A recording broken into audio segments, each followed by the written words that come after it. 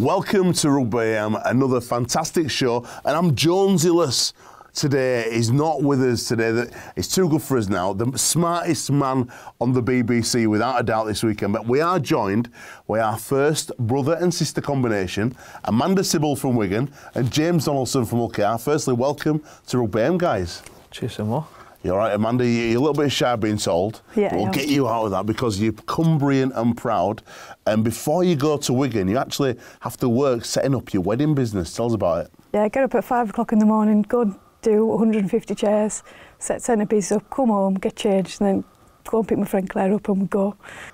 Wigan, it's a little bit of a trek from Cumbria. We were up there this weekend for the Kells versus Egremont game. It was literally the most beautiful place I'd ever, and I will challenge anybody out there right now on the show, if you've been to a better scenery for Rugby League, please send us a tweet at Rugby AM, get in touch with us because I want to see it, because it's right on the edge of a cliff, looking out, and you can see Ireland, the Isle of Man and Scotland. It's unbelievable. It's not quite like Wathbrow though, is it? Are you proud Wathbrow then? We're both proud Wathbrow, aren't we? Proud Wathbrow. Yeah. I know, but well, we won't have a good word said about any other team. Is it like that up there, Amanda? Is the rivalry so intense? Yeah, there's a massive rivalry. I coach under sixes, so. Which team do you hate the most, if being proud Wathbrow? Yeah, Egremont probably. Yeah. I've got to ask you, obviously, being Cumbrian, proud Cumbrian, do you think there should be a Cumbrian side in Super League? Definitely, I think that, you know, it'd do great things for the county itself, and especially for the grassroots. You know, like Amanda does some coaching herself at Wathbrow, and you know, some of them young kids need this opportunity. You know, they're having to move away from home, and some people can't deal with it. Moving away from home, like I've done myself. I don't think it'll be a team individual that will, you know, turn into a Super League club. I think that they need like more of a franchise, like a Cumbria, Celtic, or whatever you want to call them. And maybe not deep into the Cumbrian community, maybe around Penrith area. I think about it myself. Obviously, it needs to be in between all of them, really, because everyone needs to work towards the same goal of supporting that team. And I think if you put it in one town, then other towns might not come, you see. So it is quite a rivalry between Whitehaven, between Town, between Barrow. So you definitely have a new club, Amanda, a Cumbrian super club, if you will. Yeah, we'd have a new club. No way would they join together.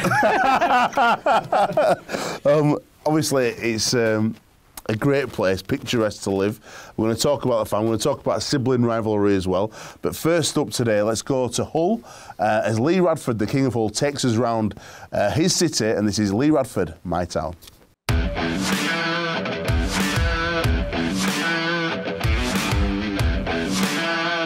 I'm Lee Radford.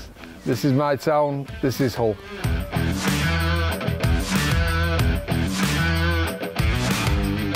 Yeah, so I brought you to Cottingham Tigers. This is where it all began. This is where I started. I first picked up a rugby ball and was asked to pick up a rugby ball. I'd gone on holiday.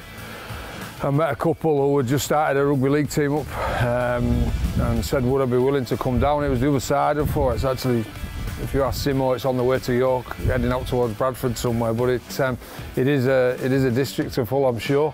So yeah, I came down here and absolutely, you know, loved it from the first minute. We had a really poor side, and I think we was getting 50 points shoved up us every week. But you know, I got the bug, and from there,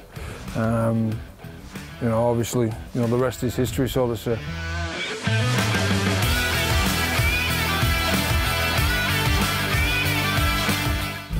So, growing up, you always lived in this area? Yeah, no, I was Bransholm, so we go past there. So I was originally, yeah, it is, yeah. If you still got your wheels by the time we come out the other end of there, sort of turn right here, you're doing all right. You started off over here as an Hull KR fan? As an Hull KR fan, yeah. I used to go with my granddad, God rest his soul. When did you become an Hull FC fan then? Obviously signing for him pretty much was, at the time, Rovers didn't have an academy, so there was only there was a little bit of interest from Leeds as a junior, but not a lot. And obviously Hull came in, and you know, we started training with them. We used to go training in the morning before we used to go to school, so we'd go up to their training facility at the time, which was a bit of a blast from the past, and we'd do weights at 5:30. Dad would sit and wait for us, and then bring us home and go to school. I say we used to go to school. I registered.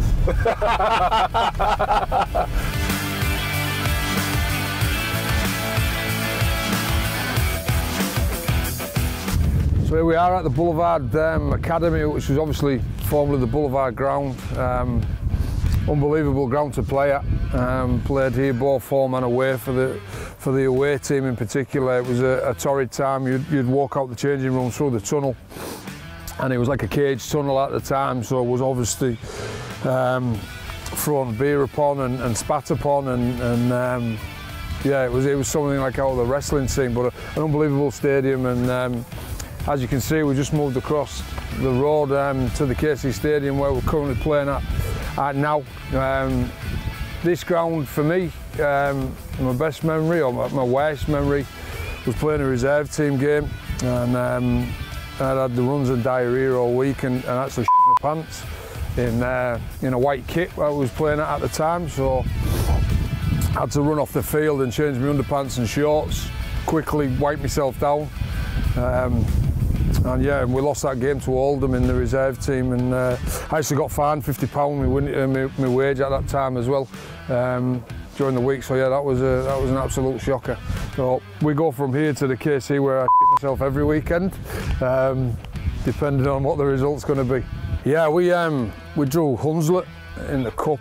I got told during the week I was actually the youngest player to play for the club at that time, 16. I had legs like Bambi. Still got the game on video. I might see if I can send you it soon, you can have a look at that. But yeah, daunting game. It was brilliant. I absolutely loved it. I had 3 years here, obviously, before I moved on to Bradford, and you know, some fantastic memories. Played with some fantastic people, and you know, probably why I'm such a big advocate for reserve team rugby. I played most of my career in the reserves here, and you know, great stomping ground for getting ran over as a young kid and toughening you up without a doubt. Like, one of my earliest memories of my professional career was Dean Sampson running over me in a reserve grade game when I was 16, and I can remember that game finishing and thinking to myself how far away I was here from you know, don't get me wrong, at the time he was right at the top of his game. Yeah. Possibly coming back from injury. I don't know why he was playing reserves, but I can remember. Could have been out. Yeah, probably not turned up training. But yeah, I can remember, you know, being green. I had monster of envy, you know, of how good and how physically strong he was at the time. And probably knew I had to work a little bit harder as well.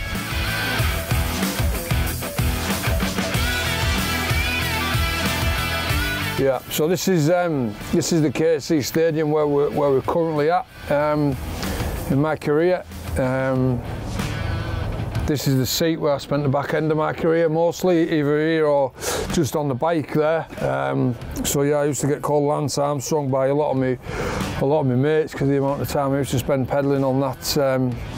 Well, this is an unbelievable stadium, particularly the derby. Phenomenal day to play, and I got two memories in particular from the derbies. One was, I think, my second year at the club.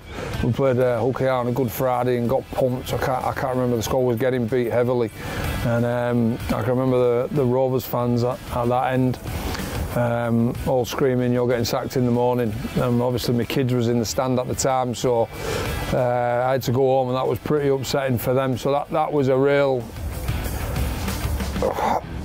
It advertised my hatred for them somewhat, I can say. But then 12 months later, I think we're pumping Rovers in the same fixture, and I can remember our fans at that end singing to Crest Chester, who was sat across the way from me, "You're getting sacked in the morning" as well. So yeah, it's a very unforgiving sport as far as spectators are concerned, but a great stadium, and when it's packed and it's bouncing, there's not too many better to play at.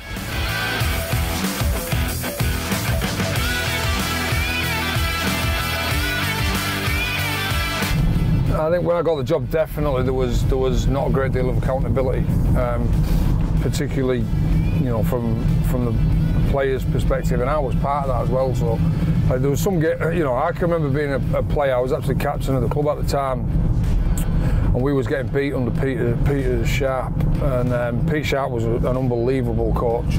And I can remember, you know, the stick and the hammer he was getting as a coach in the press and from the supporters. I'm thinking, none of this is this bloke's fault. And I can remember getting the job, and my first few interviews, if I played it, I wish I could go back to them and listen to them now. And I can remember just fingering blokes out.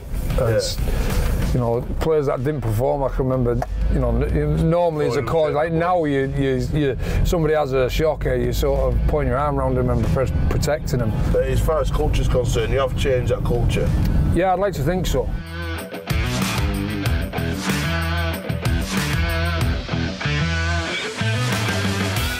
Easthull is wonderful.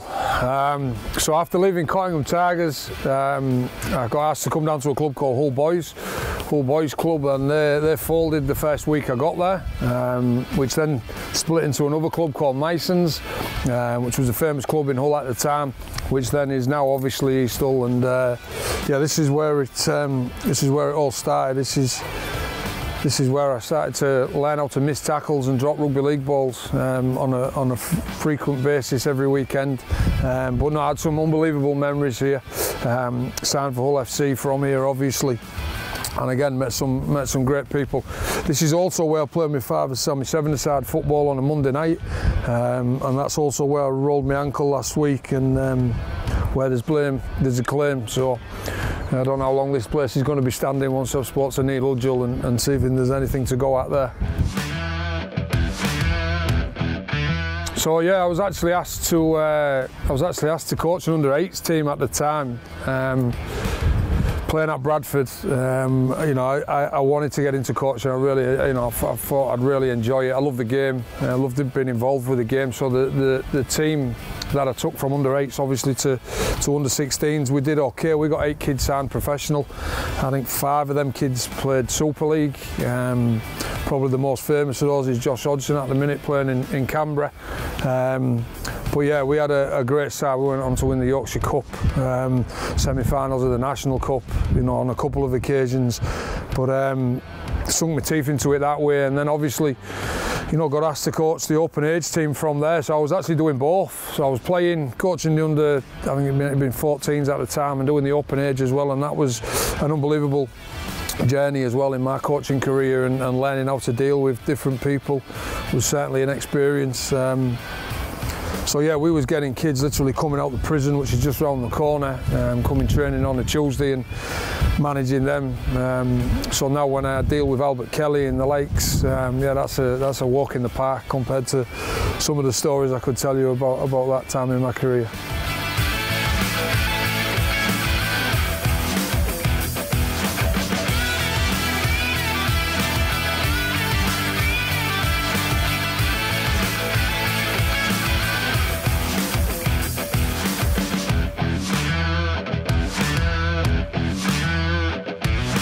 So this is the lodge again up in Easthull, Easthull.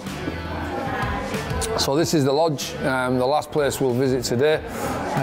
This place is solely responsible for my gaining weight. I live just around the corner, and it's becoming far too easy for me to come and get takeaways. So yeah, this is the golf club that you know, I own, and you know, fantastic to relax away from rugby and have a round of golf, and have a feed afterwards, and if I feel like it, hopefully a couple of beers if the schedule allows me to. But it's been great. We've had it 12 months now. The food's really taken off. Actually got married here as well 12 months ago. Still married, still going strong, so she says. And I honestly think the Sunday dinner in here, the Sunday roast that I bring her in is keeping our marriage together at the moment, so she's not having to make them. So yeah, thanks for having me and welcome. Thanks for coming to Hull.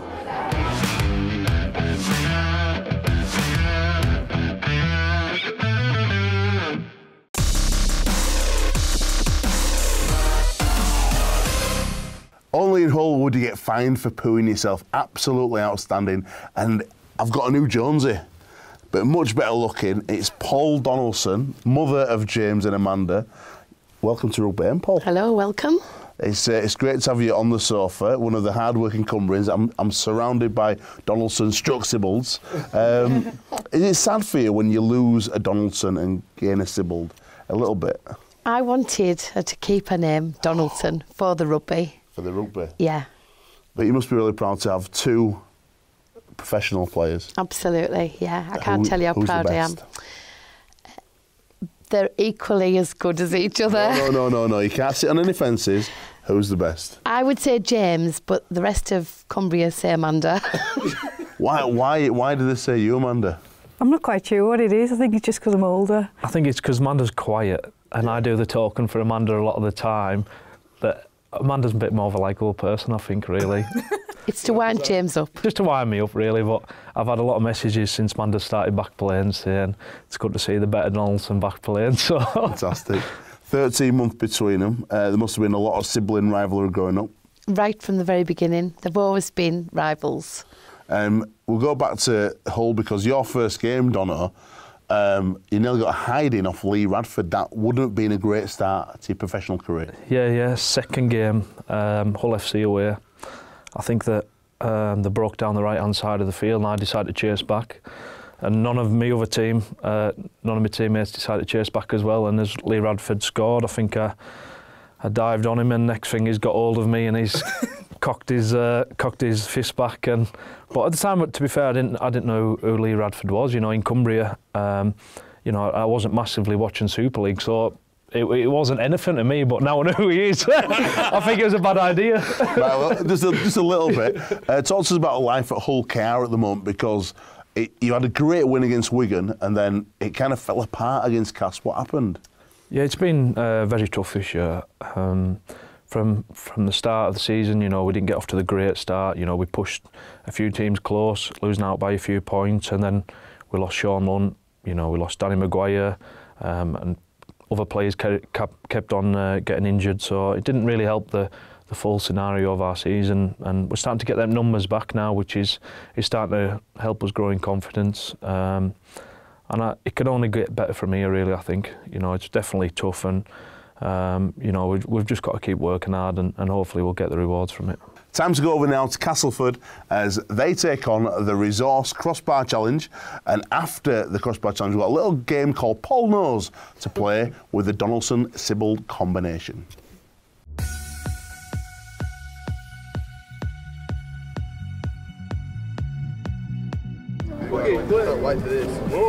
Two more, forward. Nickname cake.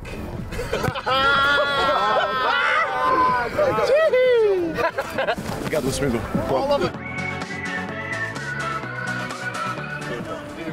Oh, blue juice, man. No! Wow! That's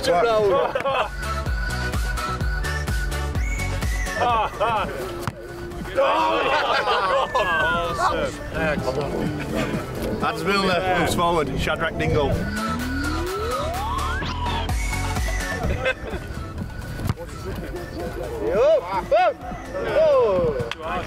Jamie Ellis, scrum half.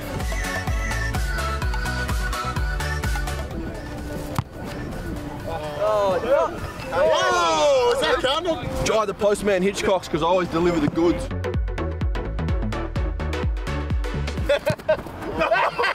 Except for today. Gary Owen. Popcorn. Greg Minikin, Adam.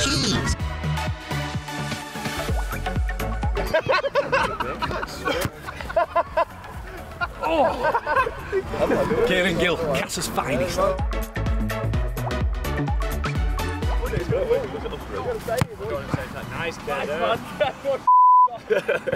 Big Will, prop forward, aka the Stallion.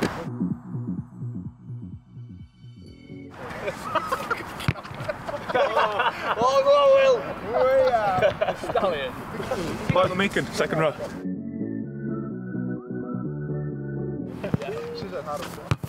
Oh, nice, Mike. too far. Rodney Trotter, front rower. Nice green sugar. Oh! Michael Shenton, centre. Skipper! Skipper! Jackass. How's the buddy? Just the centre left bar, front row, JSL.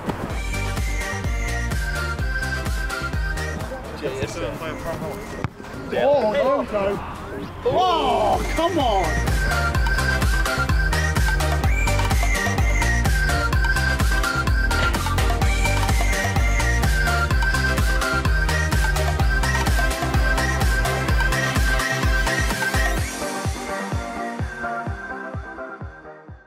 Another big fat 0 from Castleford there. We've got someone in part 2 who's going to show all the professionals how to do it. But for now, Paul, you've given us a few stories from the childhood of these two.